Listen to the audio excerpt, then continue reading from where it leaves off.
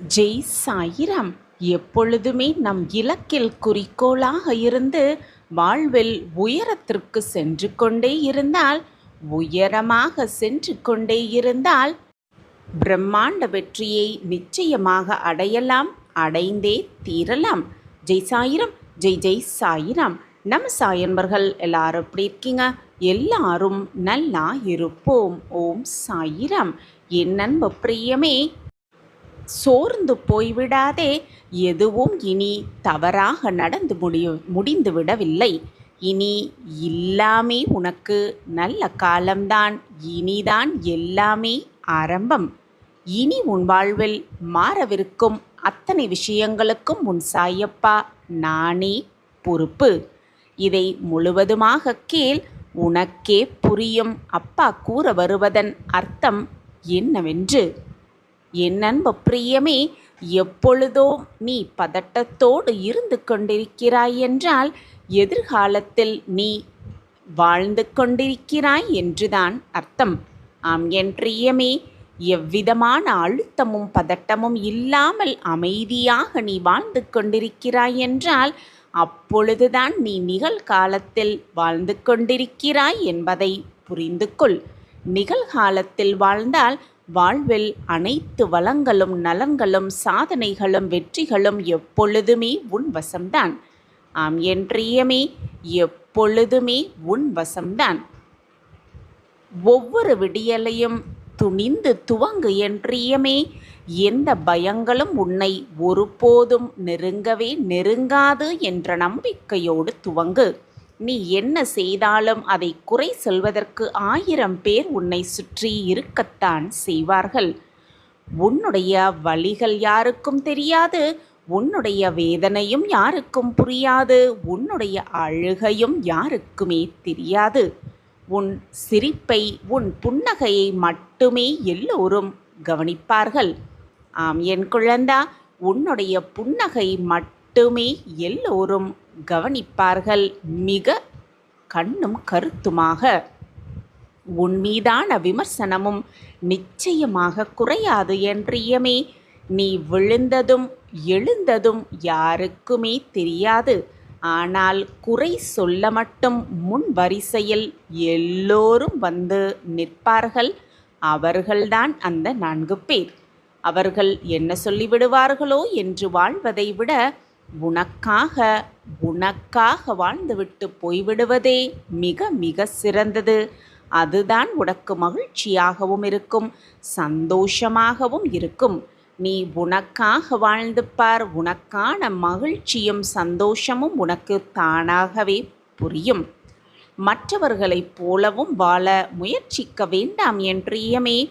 இதுதான் உன்னுடைய இயல்பு என்று முடிவு செய்துவிட்டு நீ விரும்பியபடி திருப்தியாக வாழ்ந்துவிட்டு சந்தோஷமாக உன்னுடைய வாழ்க்கையை கழிக்க கற்றுக்கொள். அதைவிட சிறந்த வாழ்க்கை என்று எதுவுமே இல்லை. உழைப்பின் மீது நம்பிக்கை வைத்திருப்பவர்களுக்கு முன்னேற்றத்திற்கான வாயிற்கதவுகள் எப்பொழுதும் திறந்தே இருக்கும் என்பதுதான் உண்மையிலும் உண்மை. உழைப்பின் மீது நம்பிக்கை இல்லாதவர்கள் தோல்வியின் அருகிலேயே துவண்டு போய் விழுந்து விடுகிறார்கள் என்பதுதான் நிதர்சனமான உண்மை. உழைப்பு செய்து கொண்டே இரு, உழைத்து கொண்டே இரு. அந்த உழைப்பை வைத்துக்கொண்டு உலகத்தையே வென்று காட்டலாம் மிக சுலபமாக. என் அன்பு பிரியமே, வாழ்க்கையில் நீ சாதிப்பதற்கு எதுவுமே தடையாக இருக்கப் போவதே இல்லை. சாதனை செய்வதற்கு நீ தயாராக இருக்கும் பொழுது எது தடையாக வந்துவிடப் போகிறது? நீ சாதித்து விட்ட பிறகு எல்லா தடைகளும் எதையுமே யாருமே பார்க்கப் போவதே இல்லை. நீ சாதித்தது மட்டும்தான் அனைவருக்கும் தெரியும். நீ என்ன சாதித்தாய் என்பதை தான் இந்த உலகமே கவனிக்கும். வாழ்வில் தடுமாறி விழாதவர்கள் யாருமே இல்லை என் பிரியமே. யாருமே கிடையாது. ஏதோ ஒரு சூழ்நிலையில் எல்லோரும் தடுமாறுவதாகத்தான் செய்வார்கள். ஆனால் வாழ வேண்டும் என்ற வைராக்கியம் இருப்பவர்கள் மட்டுமே, அந்த வைராக்கியத்தோடு இருப்பவர்கள் அவமானங்களை தாண்டி மீண்டும் எழுந்து முன்னேறி சென்று மீண்டும் எழுந்து முன்னேறி சென்று நன்றாக வாழ்ந்து காட்டிவிடுகிறார்கள். அதுதான் உண்மை. இன்று நடப்பதில் எந்த தவறுமே இல்லை. அதேபோல நாளை நடக்க இருப்பதை தைரியமாக எதிர்கொள்ள கற்றுக்கொள். அவ்வளவுதான் வாழ்க்கை. இதை புரிந்து கொண்டாலே போதும், எது வந்தாலும் மிக சுலபமாக உன்னால் தட்டி பறித்துவிட முடியும். என் அன்பு பிரியமே, உன்னையே நீ அறிவாளி என்று நினைத்து கொள்வதில் எந்த ஒரு தவறுமே இல்லை. அதில் தவறே இல்லை. ஆனால் மற்றவர்களை முட்டாளாக நினைப்பது என்பது மாபெரும் தவறு என் பிரியமே. தவறு செய்வதால் நீ மோசமானவர் என்று அர்த்தமே கிடையாது. அர்த்தமே கிடையாது என் பிரியமே. நீ தவறு செய்யும் பொழுதுதான் மதிப்புமிக்க மனிதராக மாறுகிறாய் என்ற உண்மையை முதலில் புரிந்து கொள். தவறு நடக்கும் பொழுதுதான் நீ இன்னும் மேன்மையடைய முடியும். உன்னை பற்றியே உனக்கு புரிந்து கொள்ள முடியும். பயிற்சி ஒரு மனிதரை சிறந்தவராக மாற்றும் என் பிரியமே. சிறந்தவராக மாற்றும்தான். ஆனால் உண்மையில் பயிற்சி மட்டும் போதாது. தவறுகளிலிருந்து கற்றுக்கொண்ட பாடங்கள் தான் உன்னை சிறந்தவர்களாக மாற்றுகிறது என்பதையும் புரிந்து கொள். புதியவற்றை கற்றுக்கொண்டே இரு. கற்றுக்கொள்ள எப்பொழுதுமே தயக்கம் கொள்ளாதே. அந்த கற்றுக்கொள்வதிலிருந்து தோன்றும் தவறுகளிலிருந்து இன்னும் கற்றுக்கொண்டு முன்னேறி சென்று கொண்டே இரு.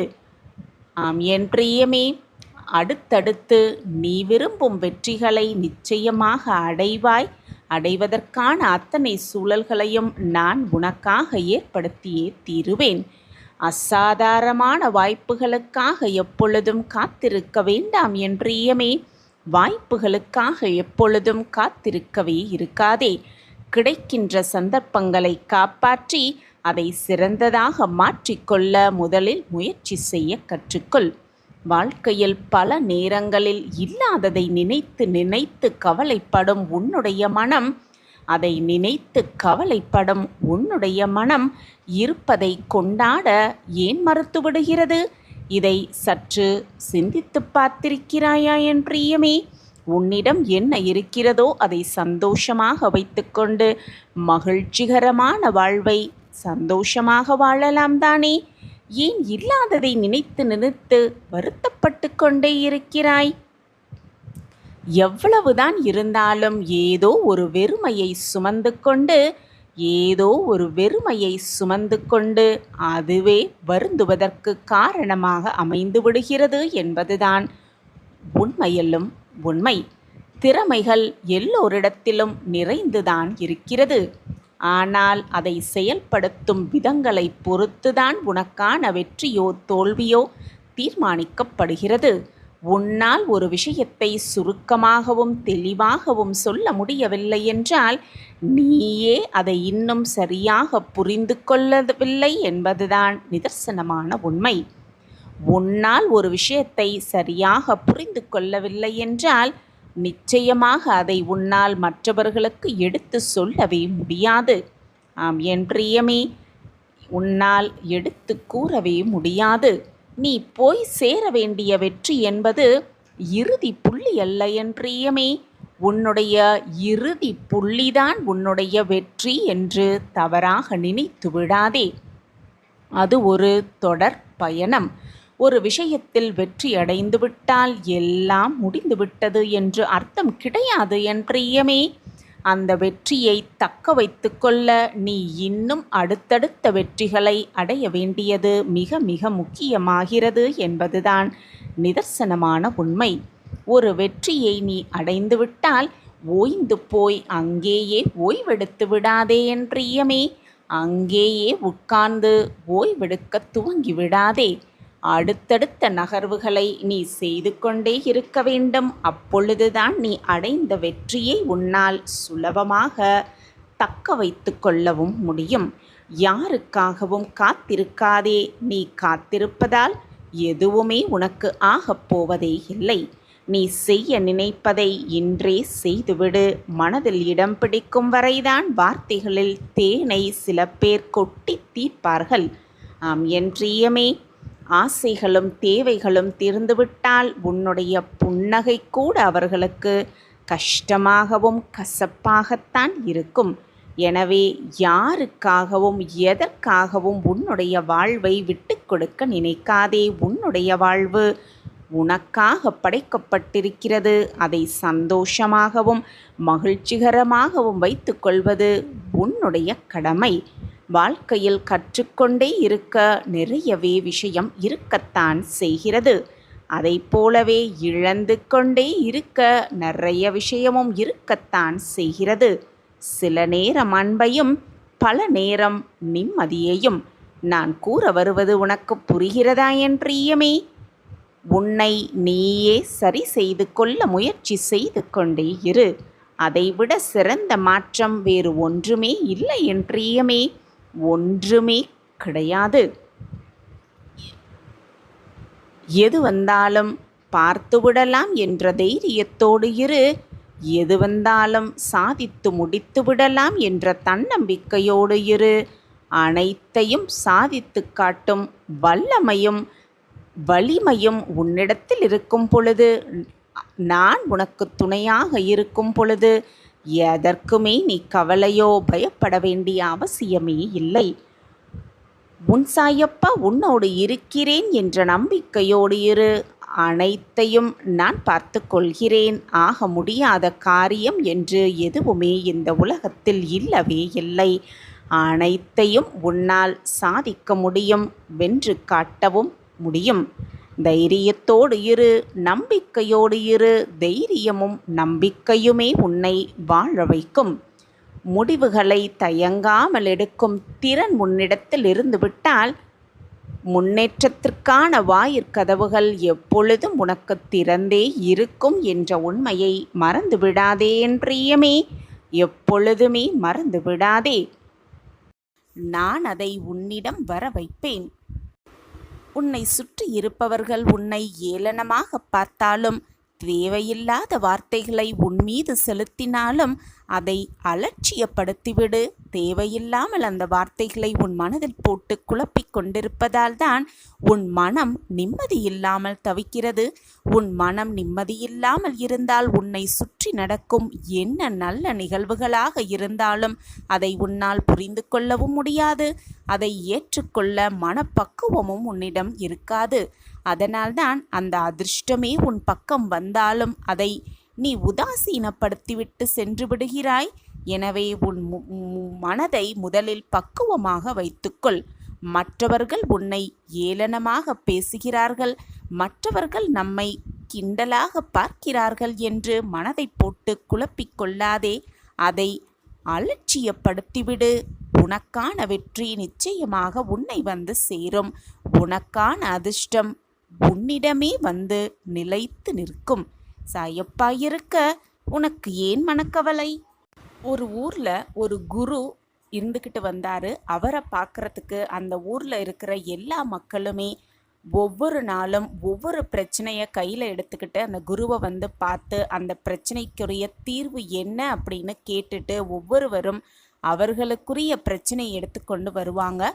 அந்த குருவும் அவர்களுக்கான பிரச்சனை என்ன, அதிலிருந்து தீர்வை எப்படி பெறணும், எப்படி தீர்வு கிடைத்து வாழ்க்கையில் நிம்மதியாக வாழணும் அப்படிங்கிற பல எடுத்துக்காட்டு, பல அறிவுரைகளை தினம் தினம் எல்லா மக்களுக்கும் கூறிக்கிட்டே இருப்பார். அப்படி ஒரு நாள் ஒரு இளைஞன் குருவை பார்க்க வந்தார். வந்து, குருவே வணக்கம், எனக்கு ஒரு பிரச்சனை இருக்குது. நான் எதை செய்தாலும் என்னை சுற்றி இருப்பவர்கள் எப்பொழுதுமே என்னை கிண்டல் அடித்துக்கிட்டே இருக்கிறாங்க அப்படின்னு ஒரு மனிதர் வந்து குருவிடம் சொன்னா. உடனே குரு, அதனால் என்ன இருக்கிறது, நீ அவர்கள் பேசுவதை பொருட்படுத்தாமல் உன்னுடைய காரியங்களை செய்ய வேண்டியதுதானே அப்படின்னு குரு கேட்டார். என்னால் அப்படி இருக்கவே முடியல குரு அப்படின்னு வந்தவர் அந்த குரு கிட்ட சொல்லிக்கிட்டு தன் வாழ்க்கையில் நடந்த ஒரு சம்பவத்தையும் சொல்ல துவங்கினார். ஒரு முறை ரயில்வே ஸ்டேஷனில் டாக்ஸி ஏறினார்கள் 2 இளைஞர்கள். அவங்க ஏறின அந்த டாக்ஸி டிரைவர் ஒரு வயதான சர்தார்ஜி. அவரை பார்த்ததும் இளைஞர்களுக்கு கிண்டல் புத்தி வந்துவிட்டது. அவர்கள் கேட்ட படித்த சர்தார்ஜி ஜோக்குகளை எல்லாம் நினைவுக்கு வந்தது. டிரைவரை வெறுப்பேற்ற வேண்டும் அப்படிங்கிறதுக்காக நிறைய சர்தார்ஜி ஜோக்குகளை சொல்லிக்கொண்டே வந்தாங்க. ஆனால் அவங்க பேசுகிறத எல்லாத்தையுமே கேட்டுக்கிட்டே இருந்த டிரைவர் ஒரு வார்த்தை கூட பேசவே இல்லை. அதுக்கு எந்த ஒரு ஆட்சேபனையும் தெரிவிக்கவே இல்லை. அந்த இளைஞர்களிடம் எதுவுமே அவர் பேசவும் இல்லை. பல மணி நேரம் சுற்றிவிட்டு அவர்கள் இறங்கும் இடமும் வந்தது. அதற்குள் ஏகப்பட்ட கிண்டல் அடித்து விட்டனர் அந்த 2 இளைஞர்களும். இறங்கிய இடம் வந்தோன 2 இளைஞர்களும் இறங்கினாங்க. மீட்டரை பார்த்து காசு கொடுத்ததும் அந்த சர்தார்ஜி டிரைவர் அந்த இளைஞர்களிடம் 2 5 ரூபாய் நாணயங்களை கொடுத்தாரு. கொடுத்துட்டு, தம்பி, எங்கள் சர்தார்ஜிகளை நிறையவே கிண்டல் அடிச்சிட்டிங்க, பரவாயில்ல, எனக்கு ஒன்றும் பிரச்சனை இல்லை. எனக்காக ஒரே ஒரு காரியம் பண்ணுங்க. இந்த 5 ரூபாய் காசை நீங்கள் பார்க்குற முதல் சர்தார்ஜி பிச்சைக்காரனுக்கு போடுங்க, உங்களுக்கு புண்ணியமாக போகும் அப்படின்னு சொல்லிட்டு போயிட்டாரு. இளைஞர்களுக்கு ஒன்றுமே புரியவில்லை. அந்த 5 ரூபாய் நாணயங்களை வச்சுக்கிட்டு அவங்க போன இடமெல்லாம் பார்த்தாங்க. ஒரு இடத்தில் கூட பிச்சைக்கார சர்தார்ஜியை அவங்களால கண்டுபிடிக்கவே முடியலை. அவங்க டெல்லியை விட்டு கிளம்பும் நாளும் வந்தது.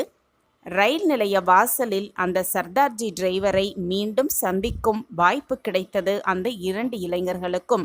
அந்த டிரைவர் உடனே அந்த 2 இளைஞர்களையும் பார்த்து கேட்டார், என்ன தம்பி, 5 ரூபாய் சர்தார்ஜிக்கு பிச்சை போட்டிங்களா அப்படின்னு அந்த இளைஞர்களை பார்த்து அந்த வயதான டிரைவர் கேட்டார். அந்த 2 இளைஞர்களும், எங்களால் முடிஞ்ச அளவு நாங்கள் தேடி பார்த்தோம், ஆனால் ஒரு பிச்சைக்காரர், சர்தார்ஜி பிச்சைக்காரர் கூட இல்லவே இல்லை அப்படின்னு பதிலுரைத்தாங்க.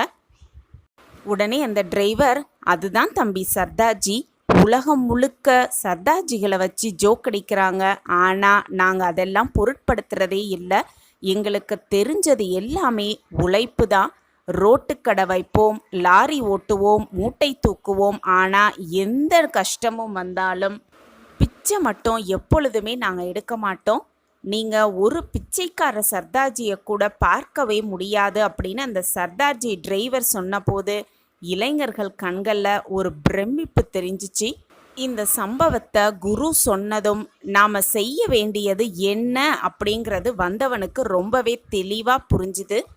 அப்போது குரு அவனுக்கு ஒரு பழமொழியையும் சொன்னார். மற்றவர்கள் கிண்டலை அலட்சியப்படுத்தினால்தான் வெற்றி அப்படிங்கிற ஒரு சூழ்நிலை வரும் பொழுது நிச்சயமாக அதை அலட்சியப்படுத்ததான் வேண்டும், அப்பொழுதுதான் வெற்றி உன்வசம் ஆகும். இதுதான் குரு அந்த மனிதனுக்கு சொன்ன அட்வைஸ்.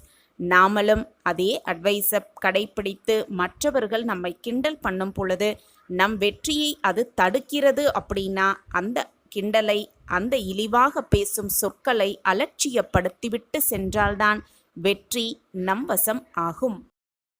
இறுதி கட்டத்தை எட்டிவிட்டாய். உன் வேண்டுதல்கள் அனைத்துமே கூடிய விரைவில் உனக்கே சாதகமாகும் நேரம் உன்னை நெருங்கிவிட்டது. நீ என்னிடம் வந்து என்ன கூறப்போகிறாய் தெரியுமா?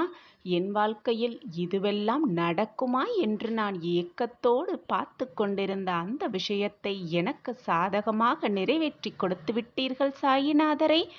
என் வாழ்க்கையில் மாற்றங்கள் நிகழ்ந்துவிட்டது. நன்றி மேல் நன்றி சாயிநாதரே என்று என்னிடம் வந்து நீ கூறத்தான் போகிறாய். வேலை பாக்கியம், திருமண பாக்கியம், குழந்தை பாக்கியம், எனக்கிருந்த வழக்கு பிரச்சனை, குடும்ப உறவுகளில் சிக்கல், அனைத்து பிரச்சனைகளிலிருந்தும் என்னை விடுவித்து என் வாழ்க்கையில் மாற்றத்தை உண்டு பண்ணிவிட்டீர்கள் சாயிநாதரே. நான் இதுநாள் வரை எதற்காக ஏக்கத்தோடு இருந்தேனோ அதை அனைத்தையும் எனக்கு சாதகமாக்கி கொடுத்து விட்டீர்கள் என்று என்னிடம் வந்து ஆனந்த கண்ணீர் சொரியத்தான் போகிறாய். நான் உங்களிடம் கேட்ட அத்தனை விஷயங்களையும் எனக்கு சாதகமாக நிறைவேற்றி கொடுத்து விட்டீர்கள். என்னுடைய கடன் பிரச்சனைகளிலிருந்து நான் முற்றிலுமாக வெளியே வந்துவிட்டேன். கடனெல்லாம் அடைத்துவிட்டு நான் இப்பொழுது சேமிக்கும் அளவிற்கு எனக்கு செல்வத்தை வாரி வாரி கொடுத்துள்ளீர்கள் என்று நீங்கள் கொடுத்த அத்தனை விஷயங்களையும் நானே எதிர்பார்க்காத நேரத்தில், எதிர்பார்க்காத தருணத்தில் எனக்கு கொடுத்துள்ளீர்கள் என்று என்னிடம் வந்து சொல்லப்போகிறாய். நானுமே என்னுடைய பிள்ளைகள் அனைவரும் என்னிடம் பிரார்த்தனையாக வைத்தது அனைத்தையும் நிறைவேற்றி கொடுத்துவிட்டு எனக்கு நிறைவேற்றி கொடுத்து விட்டீர்கள் சாயிநாதரே.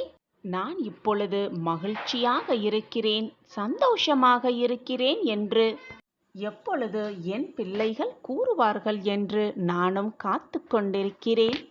இப்படி சாயியே சர்வதம், சாயியே அனைத்தும் என்று நம்பிக்கொண்டிருக்கும் கோடிக்கணக்கான பிள்ளைகளிடம் தினம் தினமும் நித்தம் நித்தம் அவர்களுடைய பிரார்த்தனையை நான் நிறைவேற்றி கொடுத்துதான் கொண்டிருக்கிறேன்.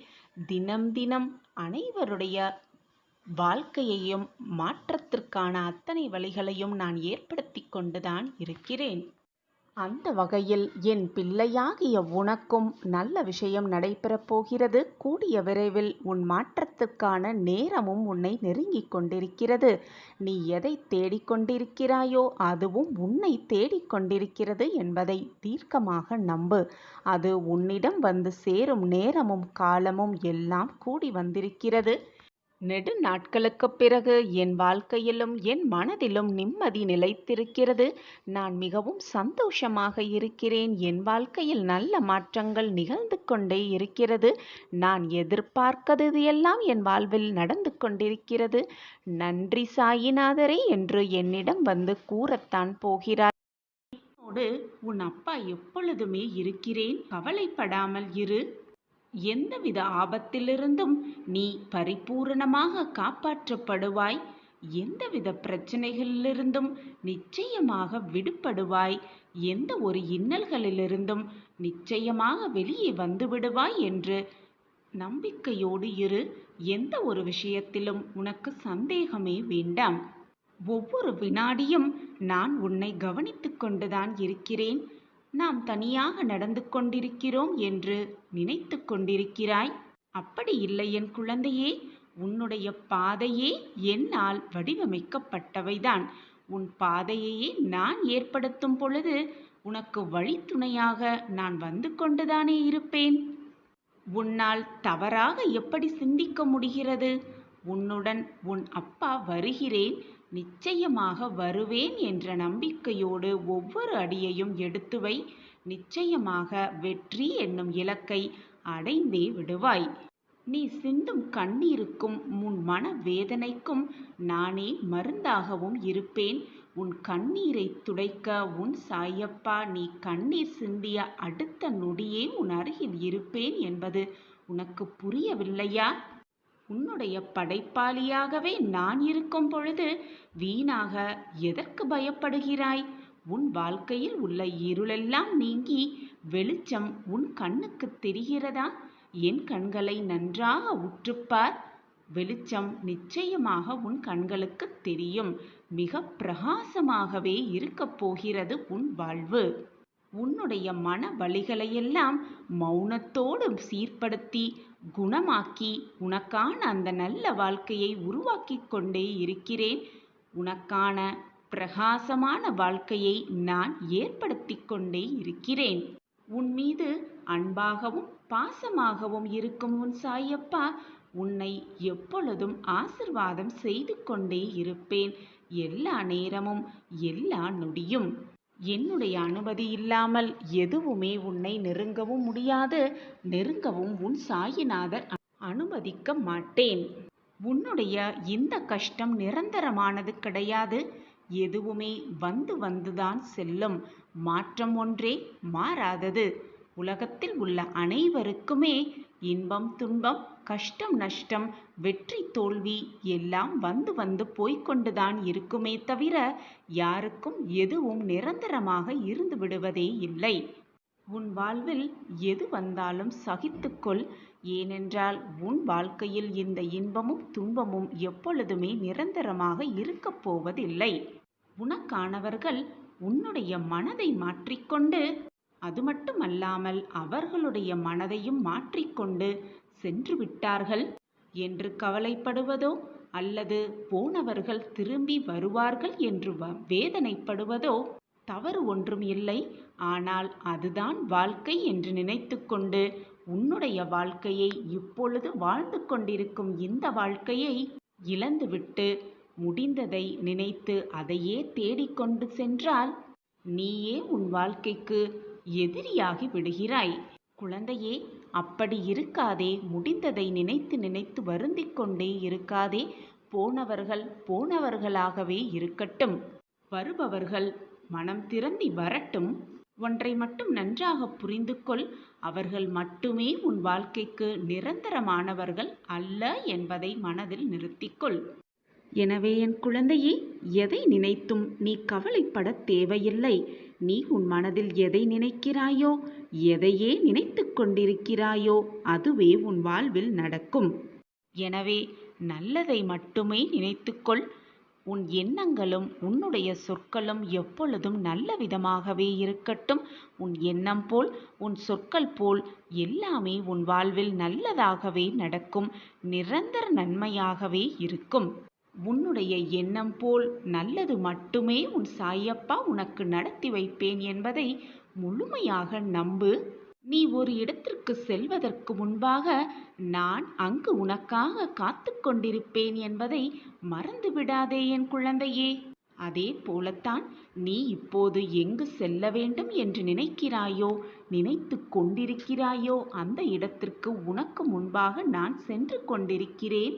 நீ செல்லும் பாதையை சீர் செய்ய, நீ செல்ல வேண்டிய நோக்கத்தை வெற்றியடைய செய்ய உன் சாயப்பா உனக்கு முன்பாக அனைத்தையும் செய்து கொண்டிருக்கிறேன்.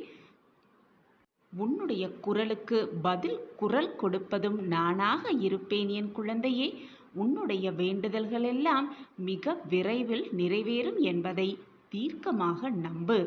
நிச்சயமான ஒரு இனிப்பான செய்தி உன் காதுகளுக்கு வந்து எட்டும் என்பதை நம்பிக்கையோடு சொல்லிக்கொண்டே இரு. உன்னுடைய வாழ்க்கையில் உள்ள இருளெல்லாம் நீங்கி வெளிச்சம் உன் கண்களுக்கு தெரியும் நேரம் எல்லாம் கூடி வந்திருக்கிறது.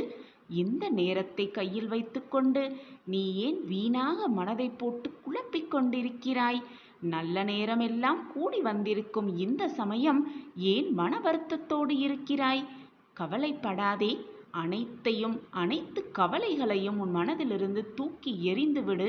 உன் அப்பா உனக்கு நல்லது செய்யவே காத்து கொண்டிருக்கையில் வீணாக ஏன் உன் மனதிற்கு போட்டு இவ்வளவு குழப்பத்தை திணித்து கொண்டிருக்கிறாய்? நல்லது நினை.